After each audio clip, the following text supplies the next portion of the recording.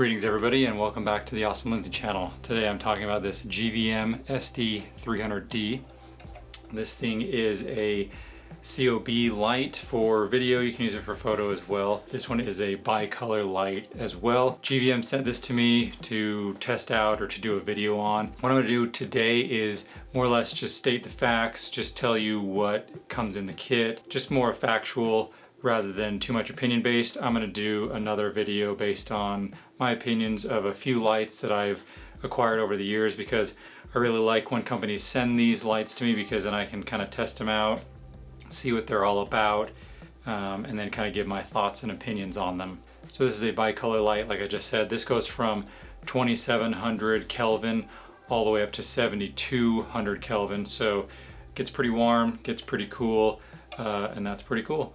So the light is actually made of all plastic, so it kind of fits more into like a budget category light.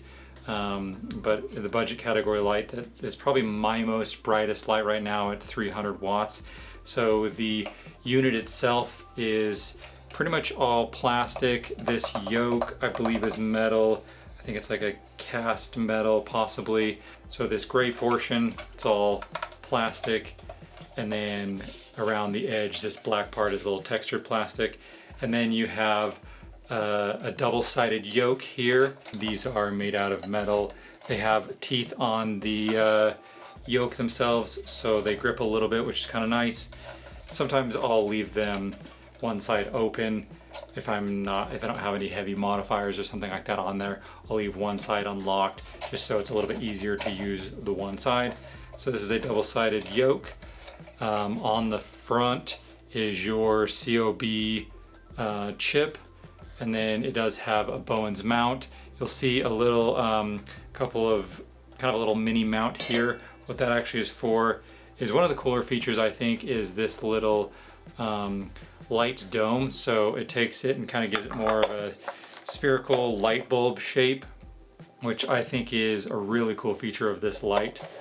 Then on the back you have a really simple interface. Hopefully you can see that. You have a screen here which gives you your power indicator, and then your Kelvin indicator down here. You have a mode button which will change from your different modes. I'll talk about that in just one second. Then you have your dial here, which will turn the light up and down, or just basically changes parameters.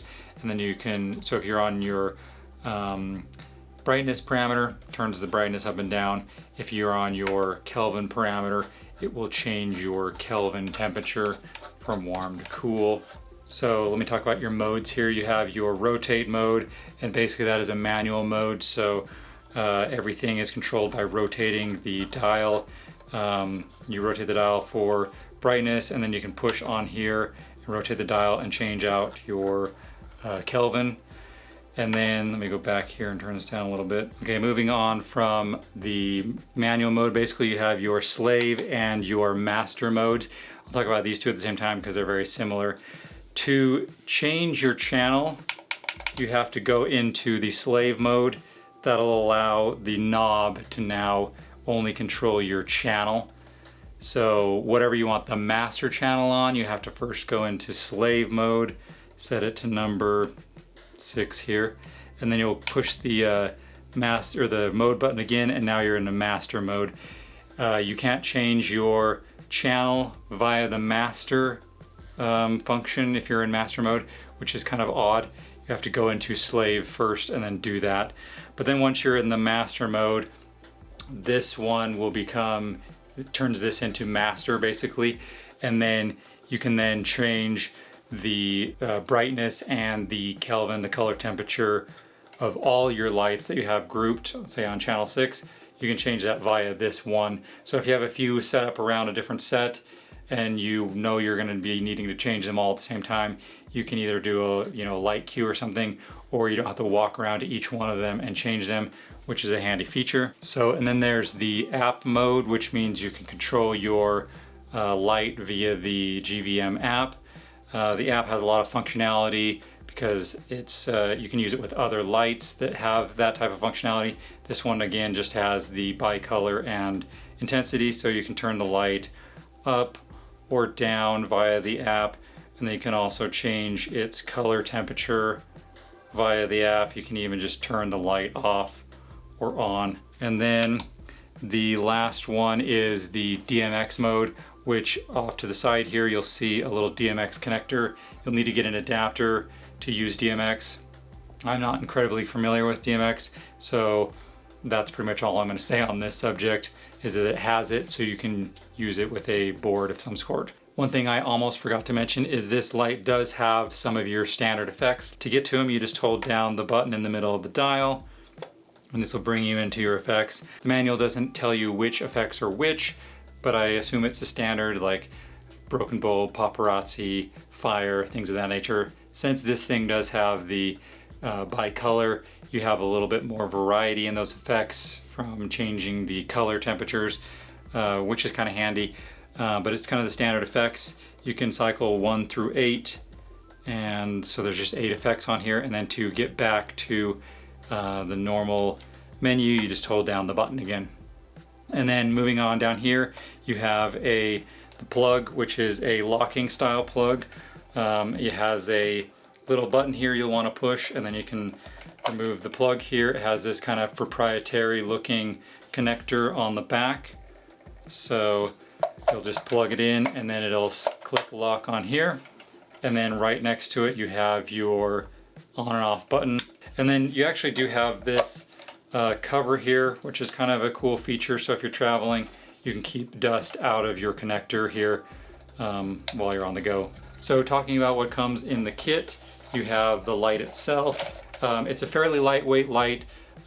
Being all plastic is kind of handy in that way. It means you can boom it overhead and it's not going to be very heavy weighing down a light stand or something. The other thing I was wanting to mention is this is a 360-degree rotatable light.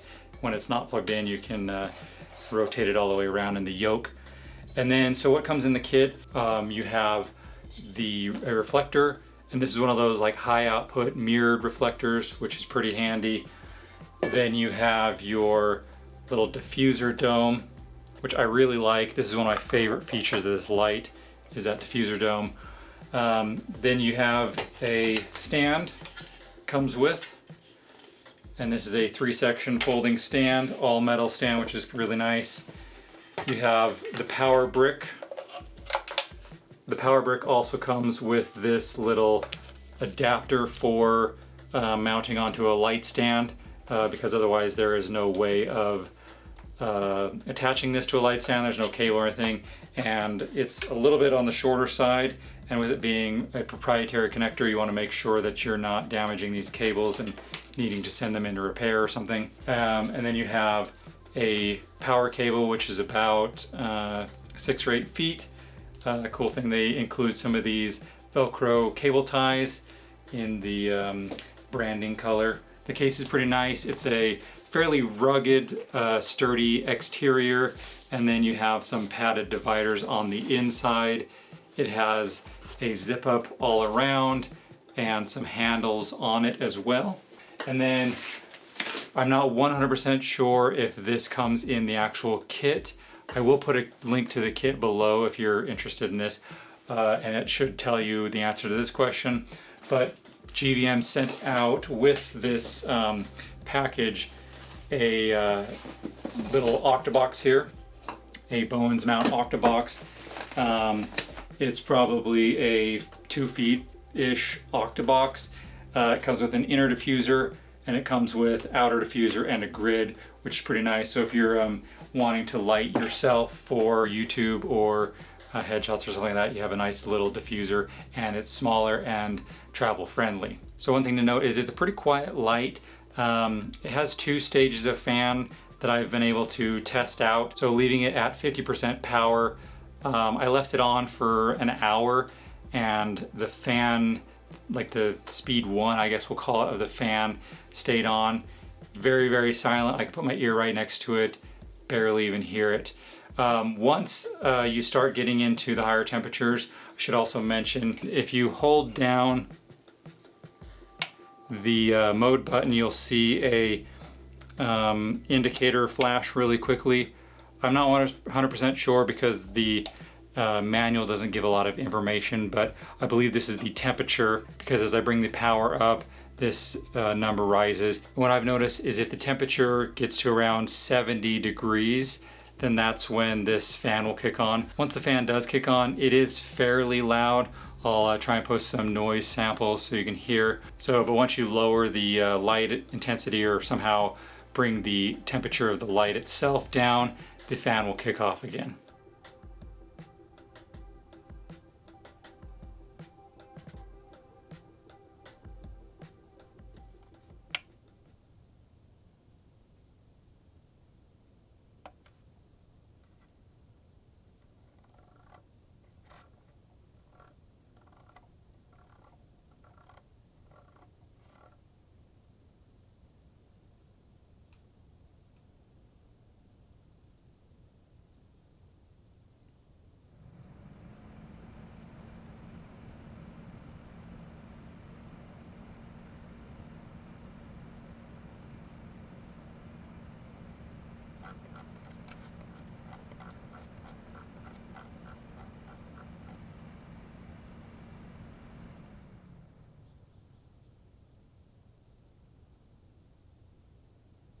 The other thing I should note is the fan blows upwards. So on the top here, when you have the fan going, when the light's maybe at 60% power or higher, the top does get very, very hot. So you'll just want to keep that in mind while using this light. All right, so I did a bunch of tests with the lux and the output. I'll leave a detailed list or diagram below in the description. Let me read off a few of the standard ones from my notes here. So with bare, with no reflector and no diffuser on, I did some tests with those, but no diffuser and no reflector on. At 100%, these will all be 100%. At 1 meter, sorry, there's a lot of variables. So at bare, at 100%, you have 11,000 lux at, that's at 56 Kelvin. And then at 27 Kelvin, at 100%, you have 8,300 lux. At 4,200 Kelvin, at 100%, you have 9,600 lux. So, and then with the reflector on, again, no diffuser, at 5,600 Kelvin, you have 76,000 lux, so that's pretty bright. And then at 2,700 Kelvin, you have 54,000 lux again. And then at 4,200 Kelvin, which is, the 42 is about the middle of the spectrum, you have 70,000 lux. So these are my measurements at 1 meter. So it's a pretty bright light when you get that high-powered reflector on there. If you want to do book lighting or reflect this off of something, it's a pretty handy light to have. All right, you guys, so this is the GVM SD300D light. If you have any questions, leave them in the comments field. I'll do my best to answer them. And thanks everyone for watching.